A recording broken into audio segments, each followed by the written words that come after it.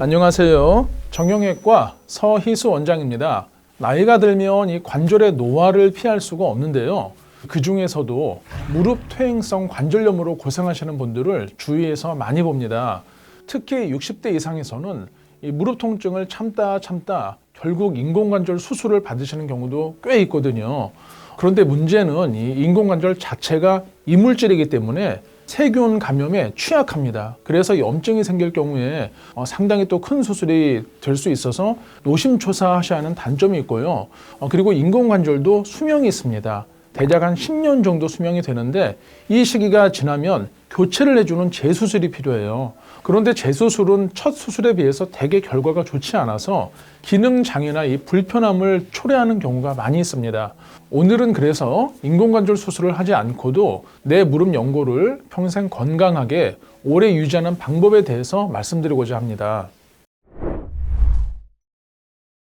정상 무릎 관절은 뼈와 뼈가 서로 이렇게 만나는 부위인데요. 서로 부딪히지 않도록 연골이 뼈를 감싸서 충격을 흡수하고 뼈를 보호해 줍니다. 그런데 두께 3mm 정도, 껌딱지 크기밖에 안 되죠. 이 두께 3mm 정도 불과한 연골은 나이가 들면서 점점 닳아지고 없어지는데 스스로는 재생이 되질 않아요. 그래서 결국에는 연골이 모두 닳아져서 이 무릎 뼈와 뼈끼리 부딪히는 퇴행성 관절염이 발생합니다. 이 연골이 닳아서 뼈끼리 부딪히면 아주 극심한 통증이 나타나겠죠. 그래서 오래 걷거나 계단을 내려가는 일이 상당히 어려워지고요. 이 관절염이 더 악화되면 무릎에 작은 뼈들이 오돌투돌하게 자라납니다. 그래서 무릎을 구부리거나 펼 때 우두둑 걸리는 소리가 나기도 하고요. 무릎이 완전히 펴지거나 구부려지는 동작이 힘들어지기도 합니다. 무릎 퇴행성 관절염의 진단은 엑스레이나 초음파, MRI 검사로 뼈와 뼈 사이에 연골이 차지하는 그 간격을 봐서 이 간격이 좁아졌으면 관절염으로 진단을 할 수가 있어요. 그런데 문제는 검사에서는 뼈끼리 부딪혀 있는데 맞닿아 있는데 별로 통증이 없다, 아프지 않다라고 하시는 경우도 꽤 있습니다. 이 뜻은 무릎 퇴행성 관절염이 진행 중이어도 별다른 통증을 못 느끼시는 이 숨은 환자가 많다는 의미거든요. 그래서 통증이 심하지 않더라도 조금의 불편함이나 이상이 있으시다면 정확한 진단을 통해서 조기에 치료하시는 것이 중요하겠습니다. 무릎 퇴행성 관절염의 가장 큰 원인은 노화인데요. 이 연골의 노화를 거스를 방법은 없지만 완화시킬 수 있는 방법이 있습니다. 첫 번째는 바로 체중을 줄이는 것입니다. 이 체중이 더 나갈수록 무릎에 가해지는 부담이 커져서 연골이 빨리 닳게 되거든요. 저희가 환자분들께 꼭 말씀드려요. 어떤 시술이나 수술을 할 때 아무리 좋은 치료를 해드려도 체중 위에서 찍어 누르면 방법이 없습니다 말씀드리거든요. 반드시 적절한 식이요법과 운동을 통해서 체중 조절을 하시길 바라고요. 그리고 또 중요한 두 번째 방법은 허벅지 근육을 키우는 것입니다.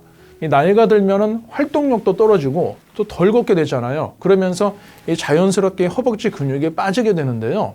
이 허벅지 근육은 무릎 관절에 가해지는 체중이나 충격을 흡수해서 연골을 보호해 줄 뿐만 아니라 이 근육에서 분비되는 이 호르몬인 마이오카인은 바로 연골 세포가 노화되는 것을 막아주는 역할을 합니다. 따라서 허벅지 근육량이 나이가 드시면서 감소하면 이 마이오카인 분비가 줄어들게 되고 결과적으로 연골의 노화가 촉진되어서 관절염이 더 쉽게 빨리 오게 되는 것입니다. 특히나 이 허벅지 근육이 빠지게 되면은 활동량이 더 감소해서 뼈의 자극도 줄어들게 되거든요. 그래서 골다공증이나 노인성 골절이 쉽게 발생할 수 있어요. 결과적으로 중장년 건강을 위해서는 허벅지 근육을 키우는 것이 아주 중요하겠습니다.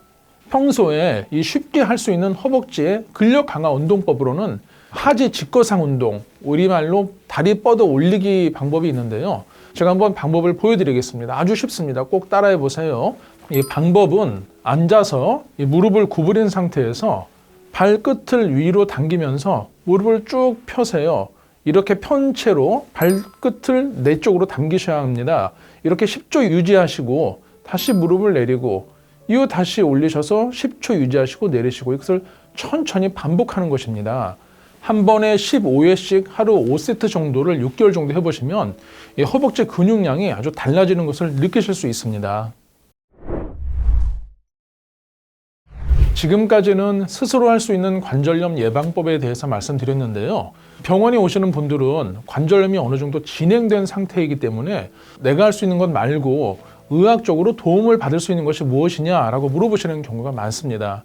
관절염이 정말 말기까지 진행된 경우에는 어쩔 수 없이 인공관절 수술을 고려를 해야 되겠지만 다행히 초기나 중기의 관절염에서는 의학적인 방법을 통해서 연골을 재생할 수 있는데요.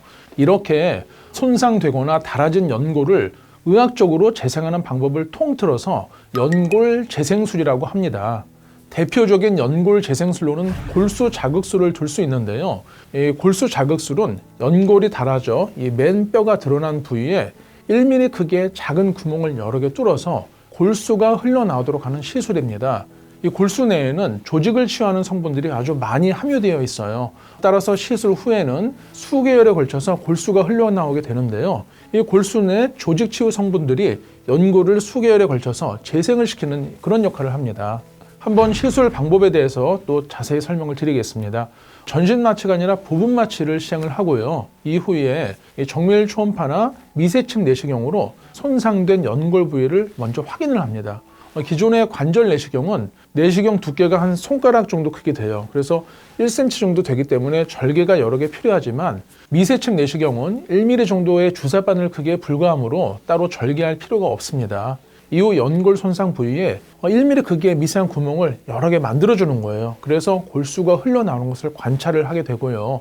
이 골수가 수개월 동안 흘러나오면서 골수에 포함된 여러 성분들이 손상된 연골세포로 분화하게 됩니다. 이 골수 자극술을 시행한 다음에 6개월이 지나서 이 무릎 관절을 미세침 내시경으로 확인을 해보면 연골이 이 손상된 부위를 잘 덮고 재생된 것을 관찰할 수 있습니다. 전신 마취가 아니라 부분 마취이기 때문에 연세가 있으신 분들도 좀 안전하게 받으실 수 있고요. 시술 시간이 총 30분 정도여서 시술 후에 당일 퇴원이 가능하고 바로 일상생활을 할 수 있는 특징이 있겠습니다. 이런 골수 자극술 등의 연골 재생술을 받으신 다음에 허벅지 근육 강화 운동을 꾸준히 하시고 식이 조절을 통해서 적절한 체중을 유지하신다면 100세 시대에 맞추어서 내 무릎을 건강하게 오래 유지할 수 있겠습니다. 오늘은 무릎 퇴행성 관절염의 어떤 예방이나 치료법에 대해서 말씀을 드렸고요. 마지막으로 당부드리고 싶은 것은요. 환자분들께서 무릎이 많이 아프실 때는 인공관절 같은 좀 큰 수술을 그냥 한 번에 받고 좀 편해지면 어떨까요? 라고 의학적 자문을 많이 구하시는 경우가 있어요. 그런데 환자분들께 꼭 말씀을 드립니다. 세상에 아무리 좋은 인공관절도 내 무릎보다는 못합니다.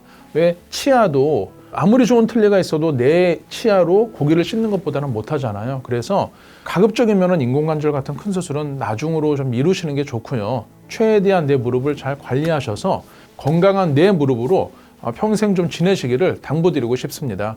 지금까지 정형외과 서희수 원장이었습니다. 감사합니다.